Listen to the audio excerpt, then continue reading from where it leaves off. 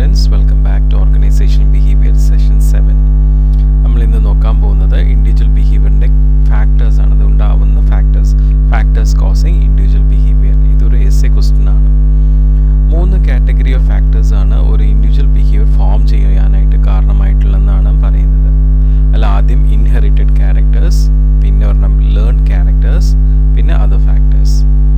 So inherited characters or characteristics, അതായത് നമുക്ക് നമ്മുടെ മുൻജന്മം, അതായത് നമ്മളെ പൂർവികരിൽ നിന്നും നമുക്ക് കിട്ടിയിട്ടുള്ളതായിട്ടുള്ള ചില ക്യാരക്ടേഴ്സ് ഉണ്ട്. അത് നമ്മുടെ ഇൻഡിവിജ്വൽ ബിഹേവിയർ ഫോം ചെയ്യാനായിട്ട് നമ്മളെ സ്വാധീനിക്കുന്നതാണ്. ഓക്കെ, സോ അതിൽ വരുന്നതാണ് physical characters, intelligence, gender, age, ഇതൊക്കെയാണ്. ഫിസിക്കൽ ക്യാരക്ടേഴ്സിൽ നമ്മളുടെ അപ്പിയറൻസ്, നമ്മളുടെ പൂർവികരെ പോലെ അല്ലേ, നമുക്ക് അവരുടെ ഹൈറ്റ്, അവരുടെ സ്കിൻ കോംപ്ലക്ഷൻ, നമ്മുടെ ബോഡി ഷേപ്പ്, നമ്മുടെ face appearance, size, vision, talent, stamina, ഇതെല്ലാം നമ്മുടെ ആൻസിസ്റ്റേഴ്സിൻ്റെ പോലെ തന്നെയായിരിക്കും നമുക്കുണ്ടാവുക. അപ്പോൾ അങ്ങനെയുള്ള ഫിസിക്കൽ ക്യാരക്ടേഴ്സ് വെച്ചുകൊണ്ട് നമ്മൾ നമ്മളുടെ ബിഹേവിയർ ഫോം ചെയ്യുന്നുണ്ട്. പിന്നെ നമ്മുടെ ഇൻ്റലിജൻസ് എന്ന് പറഞ്ഞാൽ ഒരാൾക്ക് ചിന്തിക്കാനുള്ള കഴിവിനെയാണ് ഇൻ്റലിജൻസ് എന്ന് പറയുന്നത്. ഇന്നത് ഇങ്ങനെയാണ്, ഇന്നത് ഇതാണെന്നുള്ള ചിന്തിക്കാനുള്ള നമ്മുടെ കഴിവാണ് ഇൻ്റലിജൻസ്. സോ അതും ഈ പറയുന്ന പോലെ തന്നെ നമ്മൾ ഓരോ കാര്യങ്ങൾ എങ്ങനെ ഗ്രഹിക്കുന്നു എന്നുള്ളത് നമ്മളുടെ ആൻസിസ്റ്റേഴ്സിൽ നിന്ന് നമുക്ക് ഇൻഹെറിറ്റഡ് ആയിട്ട് കിട്ടിയിട്ടുള്ളതാണ്. പിന്നെ ജെൻഡർ അല്ലേ, ജെൻഡർ എന്ന് പറഞ്ഞാൽ ഇപ്പോൾ ഈ പറഞ്ഞ പോലെ തന്നെ നമ്മളുടെ ഫാമിലിയിൽ ഇപ്പം മെയിൽസ് എങ്ങനെയാണോ അതുപോലെ ആയിരിക്കും ഇപ്പോൾ ഉള്ള ജനറേഷനിലുള്ള മെയിൽസും, അതുപോലെ ഫീമെയിൽസ് എങ്ങനെയാണ് കഴിഞ്ഞ ആൻസിസ്റ്റേഴ്സിൻ്റെ ഫീമെയിൽസ് എങ്ങനെയാണ് അതുപോലെ ആയിരിക്കും ഇപ്പോഴത്തെ ഫീമെയിൽസ്. സോ അവരുടെ ക്യാരക്ടേഴ്സ് നമുക്ക് ഇൻഹെറിറ്റഡ് ആയിട്ട് വരും. നമ്മളുടെ ഫാമിലിയിലുള്ള ഇപ്പോൾ ഒരു ആൺകുട്ടിയാണെങ്കിൽ ആൺകുട്ടിയുടെ ഫാമിലിയിലുള്ള ആൻസിസ്റ്റേഴ്സ് ആയിട്ടുള്ള മെയിൽസിൻ്റെ ക്യാരക്ടേഴ്സ് ആൺകുട്ടിക്ക് ഉണ്ടാവും, പെൺകുട്ടിക്ക് അതുപോലെ തന്നെ. പിന്നെ ഏജ്, നമ്മളുടെ ഫാമിലിയിൽ നമ്മളുടെ ആൻസിസ്റ്റേഴ്സ് ഓരോ ഏജിൽ എങ്ങനെ ബിഹേവ് ചെയ്തിരുന്നു അതുപോലെ ആയിരിക്കും മിക്കവാറും മോറലെസ് നമ്മുടെ ബിഹേവിയർ. യങ് ഏജിൽ എങ്ങനെയായിരുന്നു, ഓൾഡ് ഏജിൽ എങ്ങനെയായിരുന്നു. മോസ്റ്റ്ലി ജനറലി പറയുന്നത് യങ് ഏജിൽ കുറേ കൂടി എനർജറ്റിക് ആയിട്ടും ഇന്നോവേറ്റീവ് ആയിട്ടും റിസ്ക് എടുക്കാനുള്ള താല്പര്യമുള്ളവരും അഡ്വഞ്ചറസ് ഒക്കെ ആയിരിക്കും. പക്ഷേ ഓൾഡ് ഏജിൽ കുറേ കൂടി കൺസർവേറ്റീവ് ആയിട്ടാണ് കാണുന്നത്. ഇതൊക്കെ നമ്മളുടെ ആൻസിസ്റ്റേഴ്സിൽ നിന്നും ഇങ്ങനെയുള്ള ക്യാരക്ടറിസ്റ്റിക്സ് ഒക്കെ നമ്മൾ ഇൻഹെറിറ്റഡ് ആയിട്ട് കിട്ടുന്നു. ഇത് നമ്മളുടെ ഇൻഡിവിജ്വൽ ബിഹേവിയറിനെ സ്വാധീനിക്കുന്നതാണ്. അപ്പോൾ ഇനി നമ്മളുടെ പേഴ്സണാലിറ്റിയിൽ വരുന്ന നമ്മുടെ ഓരോ ഇൻഡിവിജ്വൽ ബിഹേവിയറിൽ വരുന്ന ലേൺഡ് ക്യാരക്ടറിസ്റ്റിക്സ് ആണ്. ലേൺഡ് ക്യാരക്ടറിസ്റ്റിക്സ് എന്ന് പറഞ്ഞാൽ നമ്മൾ ലേണിംഗ് പ്രോസസ്സിലൂടെ നമ്മളുടെ ബിഹേവിയറിൽ റിലേറ്റീവ്ലി പെർമനൻറ്റ് ചേഞ്ച് ഉണ്ടാക്കുന്നതാണ് ലേൺ ക്യാരക്ടറിസ്റ്റിക്സ്. ഇത് നമ്മൾ എൻവയോൺമെൻറ്റലായിട്ട് ഇൻട്രാക്ട് ചെയ്യുമ്പോഴാണ് ഇത് സംഭവിക്കുക. അപ്പോൾ ഇങ്ങനെയുള്ള ലേൺ ക്യാരക്ടറിസ്റ്റിക്സിലൂടെ നമ്മൾ ഫോം ചെയ്യുന്നതാണ് നമ്മുടെ personality, perception, attitude, motivation, learning and values. Okay, ഇപ്പോൾ ഫോർ എക്സാമ്പിൾ പറയുകയാണെങ്കിൽ ഇപ്പോൾ കുട്ടികൾ വളരെ ലവ് ആൻഡ് അഫെക്ഷൻ ഒരുപാട് ഇമ്പോർട്ടൻസ് കൊടുക്കുന്നൊരു ഫാമിലിയിലാണ് വളരുന്നെങ്കിൽ തീർച്ചയായിട്ടും അവർക്ക് അവരുടെ മൈൻഡിൽ ഈ പറയുന്ന ലവ് ആൻഡ് അഫെക്ഷന് നല്ലൊരു പോസിറ്റീവ് വാല്യൂ ആയിരിക്കും ക്രിയേറ്റ് ചെയ്യുന്നത്. സോ അതുപോലെയാണ് ഓരോരുത്തരുടെയും. അപ്പോൾ അതിൽ ആദ്യം നമുക്ക് ലേൺ ക്യാരക്ടറിസ്റ്റിക്സിൽ പേഴ്സണാലിറ്റിയുടെ കാര്യം പറയുകയാണ്. പേഴ്സണാലിറ്റി ഒരു വ്യക്തിയുടെ പേഴ്സണാലിറ്റി എന്ന് വെച്ച് കഴിഞ്ഞാൽ it is the trait and characteristics of A person. ഒരു സെറ്റ് ഓഫ് ട്രെയ്റ്റ്സ്, ബിഹേവ് ചെയ്യുന്നതിൻ്റെ ഒരു ട്രെയ്റ്റ്സ്, ഒരു രീതി, ഒരു ഹാബിറ്റ് പാറ്റേൺ, അതാണ് നമ്മുടെ പേഴ്സണാലിറ്റി. ഇത് ആക്ച്വലി ഒരു conditioned respond to the stimuli. നമ്മുടെ എൻവയോൺമെൻറ്റിൽ നിന്നും കിട്ടുന്ന സ്റ്റിമുലയ്ക്ക് ഓരോരുത്തരും അവരുടേതായിട്ടുള്ള കണ്ടീഷൻഡ് റെസ്പോണ്ട് ഫോം ചെയ്യുമ്പോൾ അവരുടെ പേഴ്സണാലിറ്റി ആയിട്ട് മാറുന്നു. ഈ പറയുന്ന personality traits, set of traits, നമ്മുടെ സവിശേഷതകൾ, നമ്മുടേതായിട്ടുള്ള ബിഹേവിയർ പാറ്റേൺ, അത് നമ്മുടെ ചൈൽഡ്ഹുഡ് ഇയേഴ്സിൽ തന്നെ തുടങ്ങുകയാണ്. ഓക്കെ, സോ അത് പിന്നീട് ഡെവലപ്പ് ചെയ്ത് വരികയാണ്. അതാണ് പേഴ്സണാലിറ്റി ഡെവലപ്മെൻറ്റ്. അപ്പോൾ അതുകൊണ്ടാണ് അതിനെ നമ്മളൊരു ബയോളജിക്കൽ നേച്ചർ എന്ന് പറയുന്നത്. കാരണം അത് ഡെവലപ്പ് ചെയ്യാൻ, we can develop the personality. ഇപ്പം ട്രെയ്റ്റ്സ് എന്ന് പറയുമ്പോൾ അതിൽ ഇപ്പോൾ പേഷ്യൻസ്, ക്ഷമാശീലം, നമ്മൾ വളരും തോറും നമുക്ക് ക്ഷമാശീലം ഉണ്ടാക്കിയെടുക്കാം. ഓപ്പൺ മൈൻഡഡ്നെസ്, അതും ഫോം ചെയ്യാം. എക്സ്ട്രോവേർട്ട് ആവുക, ഇൻട്രോവേർട്ട് ആവുക, എല്ലാവരുടെ അടുത്തും എക്സ്പോസ് ചെയ്യുന്ന സ്വഭാവം അല്ലെങ്കിൽ ഉള്ളിൽ ഒതുങ്ങി നിൽക്കുന്ന സ്വഭാവം. ചിലപ്പോൾ ഇൻട്രോവേർട്ട് ആയിട്ടുള്ള ആൾ പിന്നീട് എക്സ്ട്രോവേർട്ടായിട്ട് മാറാം. ഇതൊക്കെ നമ്മൾ ലേൺ ചെയ്ത് നമ്മുടെ പേഴ്സണാലിറ്റിയുടെ ഭാഗമായിട്ട് ഫോം ചെയ്യുന്നതാണ്. പിന്നെ വരുന്നതാണ് പെർസെപ്ഷൻ എന്ന് വെച്ചാൽ നമ്മളുടെ കാഴ്ചപ്പാട്. അത് നമ്മളുടെ സിറ്റുവേഷൻ അനുസരിച്ച് നമ്മൾ സെൻസ് ചെയ്യുന്നതാണ്. ഓക്കെ, ഇത് നമ്മളുടെ ഒരു കോംപ്ലക്സ് ഇൻട്രാക്ഷൻസ് ആണ്. നമ്മുടെ പല സെൻസസിൻ്റെയും കോംപ്ലക്സ് ആയിട്ടുള്ള ഇൻട്രാക്ഷൻസ് ആണ്. ഇപ്പം നമ്മുടെ ഫീലിങ്സിൻ്റെ, what we see, what we hear, what we smell, ഇതിൻ്റെയൊക്കെ ഒരു കോംപ്ലക്സ് ഇൻട്രാക്ഷൻസ് ആയിട്ടാണ് പെർസെപ്ഷൻ ഉണ്ടാവുന്നത്. ഒരേ കാര്യം തന്നെ കാണുന്ന പല ആൾക്കാരും പല രീതിയിലായിരിക്കും പെർസീവ് ചെയ്യുക. അപ്പോൾ അതുകൊണ്ട് തന്നെ ഓരോ ഇൻഡിവിജ്വൽ ബിഹേവിയറിൻ്റെയും പെർസെപ്ഷൻ വളരെ ഇമ്പോർട്ടൻ്റ് ആണ്. ഇനി നെക്സ്റ്റ് നമ്മളുടെ ലേൺഡ് ക്യാരക്ടറിസ്റ്റിക്സിൽ വരുന്ന ഒരു കാര്യം ആറ്റിറ്റ്യൂഡാണ്. ആറ്റിറ്റ്യൂഡ് എന്ന് വെച്ചാൽ നമ്മുടെ മനോഭാവമാണ്. ഓക്കെ, ഇപ്പം നമ്മൾ ഈ പറയുന്ന പെർസെപ്ഷൻ്റെ എൻഡ് റിസൾട്ടാണ് ആറ്റിറ്റ്യൂഡ്. പെർസെപ്ഷൻ കാഴ്ചപ്പാടാണ്. നമ്മൾ ഓരോന്നിൻ്റെയും കാഴ്ചപ്പാടുകൾ ഉണ്ടാക്കി കഴിഞ്ഞിട്ട് അതിൻ്റെ എൻഡ് റിസൾട്ടായിട്ട് ഒരു സ്ഥായി ആയിട്ടുള്ളൊരു മനോഭാവം നമ്മൾ ഉണ്ടാക്കും. അത് ചിലപ്പോൾ പോസിറ്റീവായിട്ടോ നെഗറ്റീവായിട്ടായിരിക്കും. ഓക്കെ, സോ നമ്മുടെ കാഴ്ചപ്പാട് നമ്മൾ എങ്ങനെ എക്സ്പീരിയൻസ് ചെയ്യുന്നു അതനുസരിച്ചാണ് നമുക്ക് മനോഭാവം ഉണ്ടാവുക. അപ്പോൾ പോസിറ്റീവോ നെഗറ്റീവായിട്ടോ എന്തിനെക്കുറിച്ചാണെങ്കിലും നമ്മൾ മനോഭാവം ഉണ്ടാക്കുന്നുണ്ടാവും.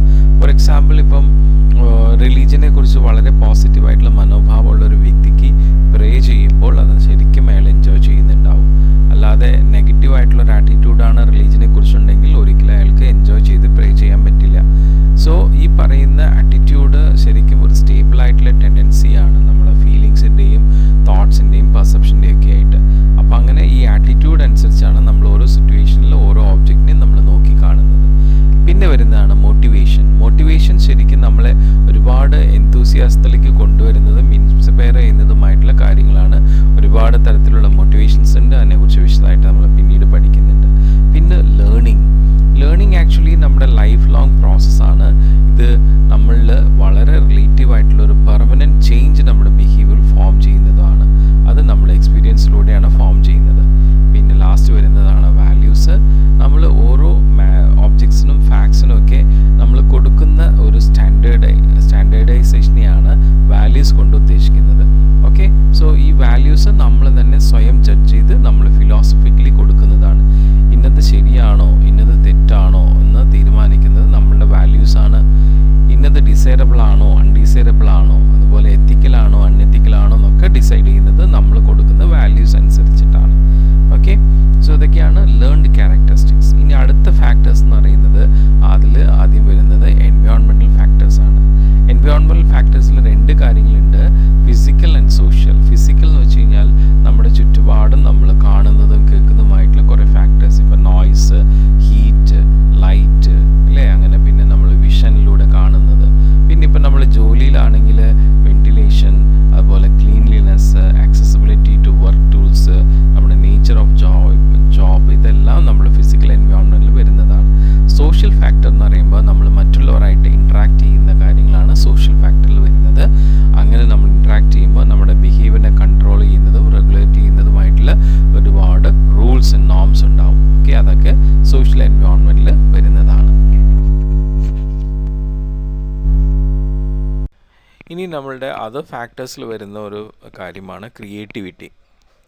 ക്രിയേറ്റിവിറ്റി എന്ന് വെച്ച് കഴിഞ്ഞാൽ നമ്മൾ പുതിയതായിട്ട് ജനറേറ്റ് ചെയ്യുന്നത്, റെക്കഗ്നൈസ് ചെയ്യുന്നത്, പുതിയതായിട്ട് ജനറേറ്റ് ചെയ്യുന്ന ഐഡിയാസ്, റെക്കഗ്നൈസ് ചെയ്യുന്ന ഐഡിയാസ്, ആൾട്ടർനേറ്റീവായിട്ട് ഫോം ചെയ്യുന്ന ഐഡിയാസ്, ഇതുകൊണ്ട് നമുക്ക് എന്തെങ്കിലും പ്രോബ്ലം സോൾവ് ചെയ്യാനായിട്ട് പറ്റുന്നത്, നമുക്ക് കമ്മ്യൂണിക്കേറ്റ് ചെയ്യാൻ പറ്റുന്നത്, നമ്മളെ തന്നെ അതിൽ എൻ്റർടൈൻ ചെയ്യാൻ പറ്റുന്നത്, അതിനെയാണ് നമ്മൾ ക്രിയേറ്റിവിറ്റി എന്ന് പറയുന്നത്. ഓക്കെ, ഇതിൽ നിന്നും പേഴ്സണാലിറ്റി ഫോം ചെയ്യുന്നത്, ഒരു ഇൻഡിവിജ്വൽ ബിഹേവിയർ ഫോം ചെയ്യുന്നുണ്ട്.